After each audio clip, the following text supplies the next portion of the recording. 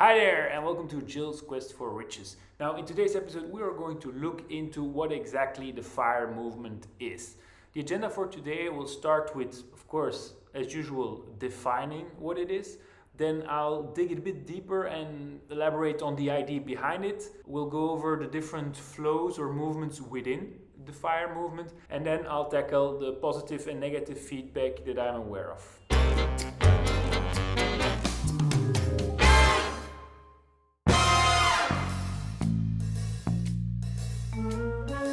The FIRE movement can be defined as a lifestyle movement with the goal of gaining financial independence and retiring early. This is also what FIRE stands for: financial independence, retire early. When we look at this definition, we can actually split it up in two main chunks. First of all, we're talking about a lifestyle, a way of living. And then the second chunk is the goal. So the goal is financial independence and then actually using that financial independence to retire early. Financial independence, if you want to know a bit more about this, you can definitely check out my video specifically about this topic. But in a nutshell, it means that you don't have the need to be employed or depend on somebody else to foresee in your financial needs. And with retire early, we refer to the fact that you don't have to, but you can retire considerably sooner than what would normally be the case if you would pursue a regular employment career.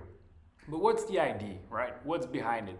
Well, there's two main chunks here as well. The first one is the main dynamic being increasing your savings rate, and I'll get into that shortly. And the second part is being able to determine and attain your FIRE number. So what is your saving rate and how do you increase it? Well, your saving rate is the percentage of your income that you save at the end of the month. So it's your net income after taxes minus your spending, usually per month, and it's expressed in a percentage. Now, to attain FIRE, what you want is to have a high savings rate so you can get there faster.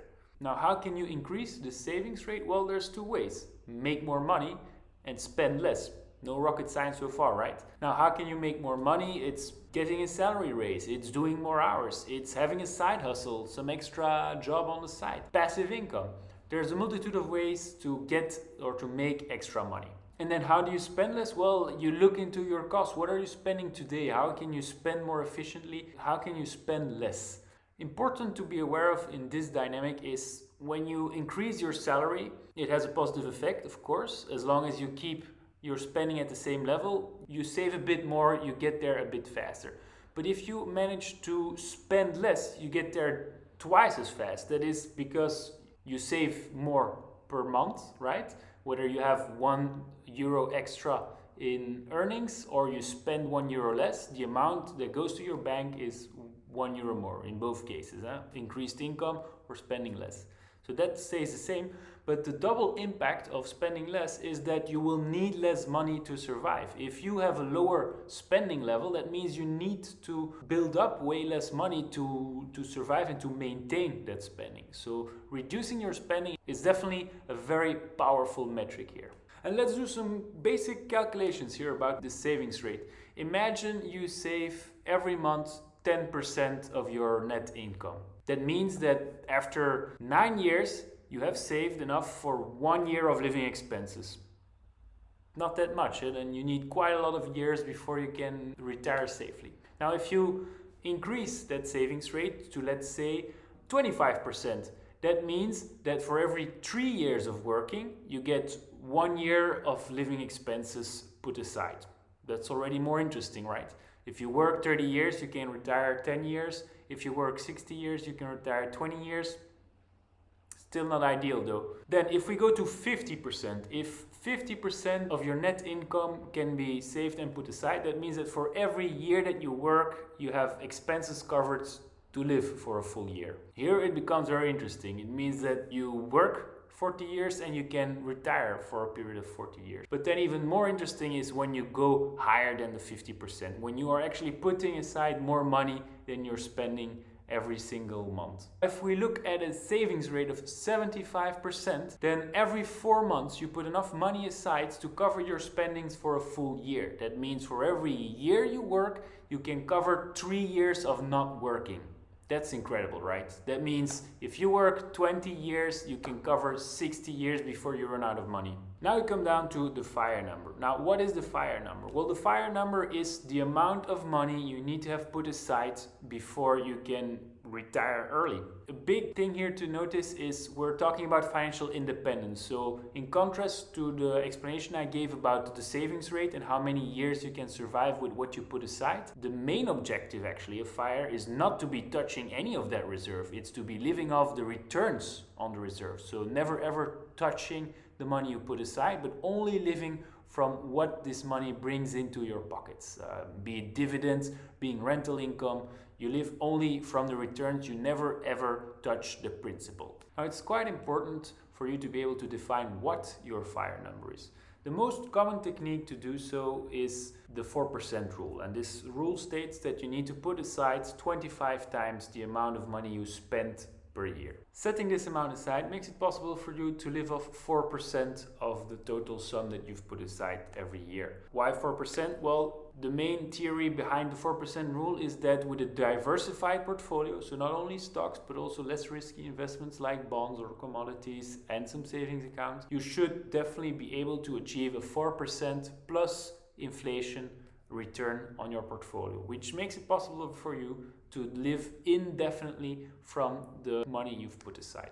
Now there's quite some assumptions in here and we'll get to that later. What else do you need to know about the FIRE movement? Well, it's also a FIRE community. So in every single city you'll find a Facebook group or a meetup group, FIRE Brussels, FIRE Madrid, FIRE London, with like-minded people to discuss and elaborate on how you try to or have attained FIRE status. You should also know that, to my experience, most of these communities, when it comes to investing their funds, they look mostly to trackers and ETFs because that's way less hassle, very little overhead, and a diversified portfolio. That doesn't mean that should be the only way to invest your money. You could go for rental properties, for other investments, but in general, the tendency is to look first towards trackers and ETFs. What you might have noticed already is that this FIRE movement is all about spending efficiently, and that is why it's also very closely linked to financial minimalism.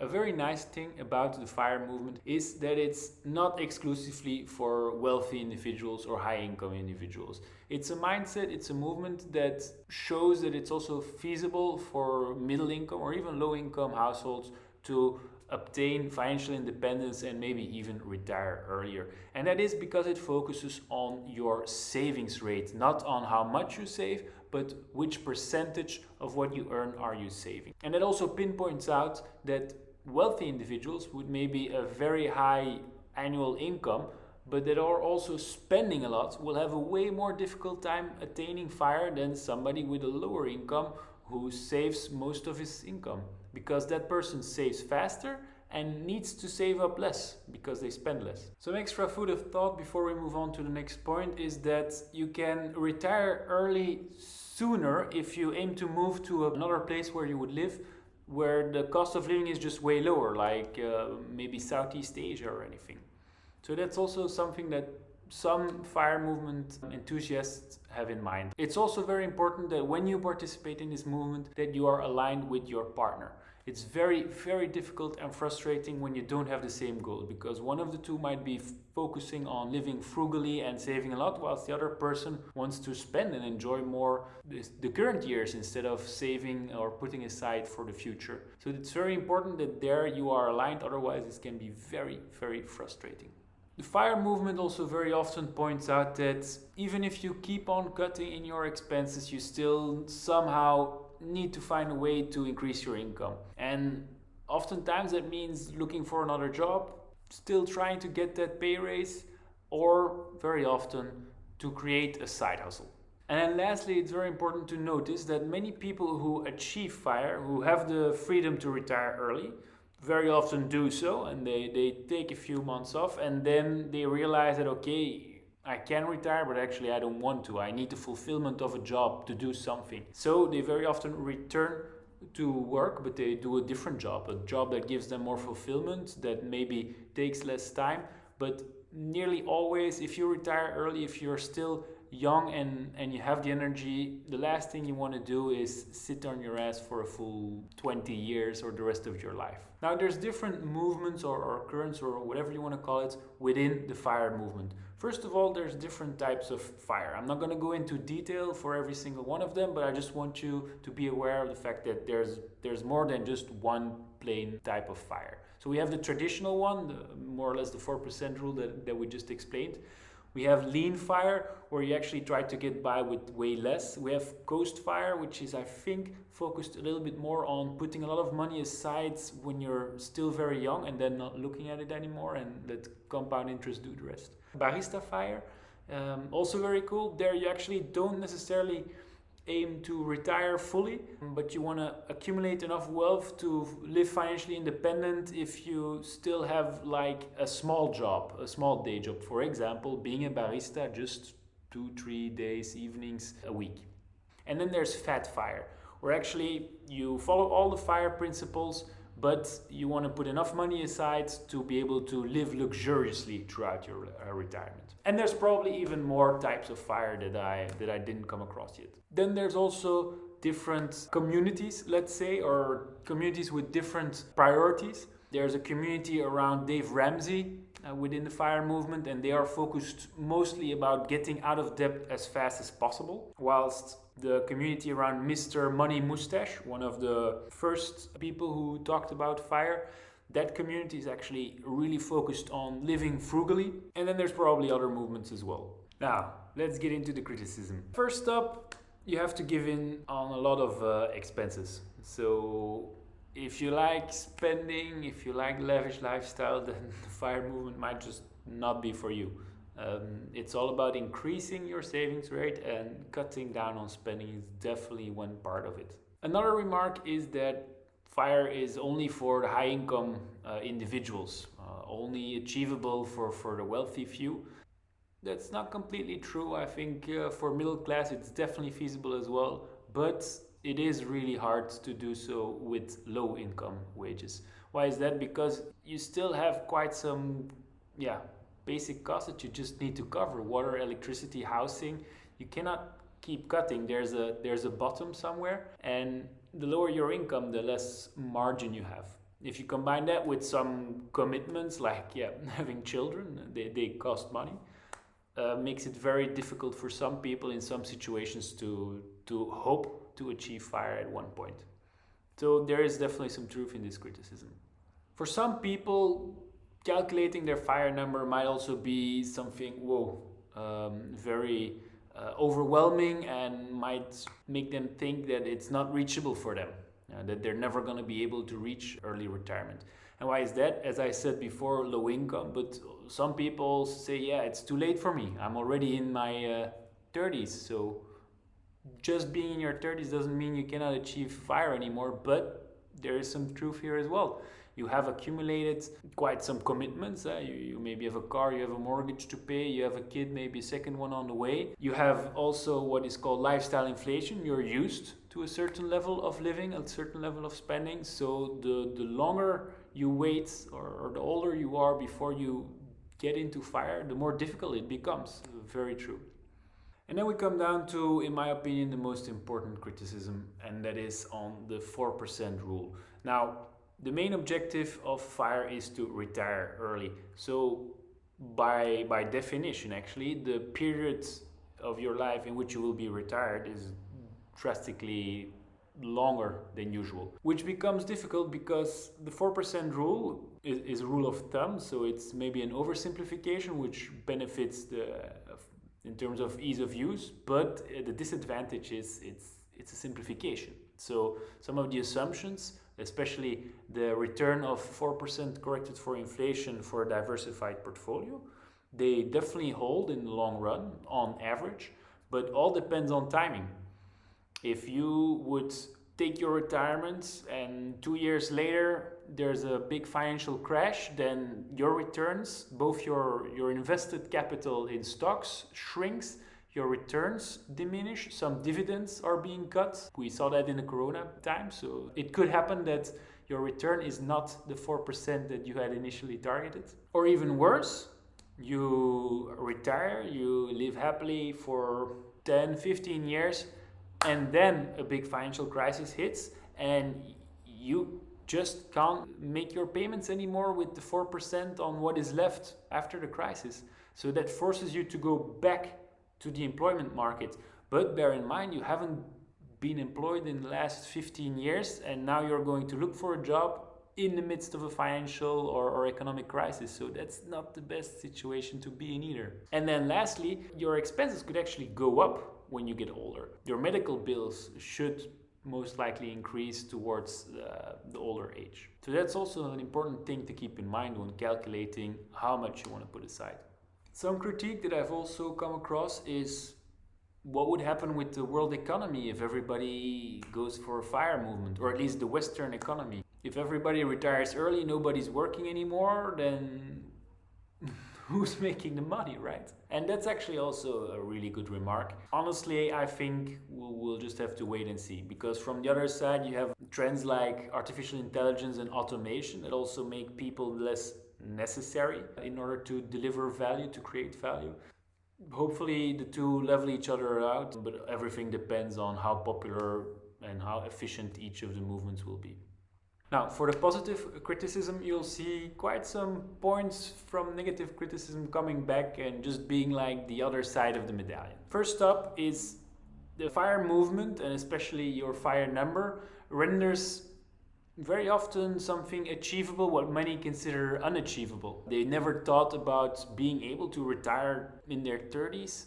Just working the numbers gives an insight, and as a result gives an opportunity that wasn't there before. You also start considering more the impact of your spending habits. So you're spending money on things you're used to, but actually putting it on paper, seeing what the difference is in the long run, sometimes makes you realize, okay, actually, is it worth it? Is this spending or this part of my spending actually bringing me what it costs me?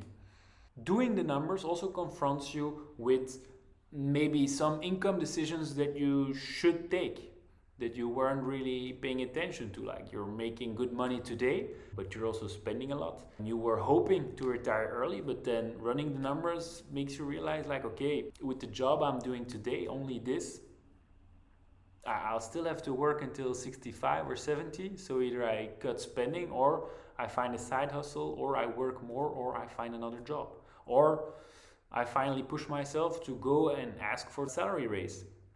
Nice thing about the FIRE movement is also that you can get in touch with like-minded people that are also after this FIRE goal and share thoughts, and just the fact that you're together in this movement gives extra strength and also gives some extra ideas and creativity. Just simply having a goal and a plan also makes retiring early and financial independence way more achievable, instead of just I try to make as much money as possible, and we see from there, now you have a number. This is how much I want to save, and this is my savings rate. This is what I want to increase to get there faster.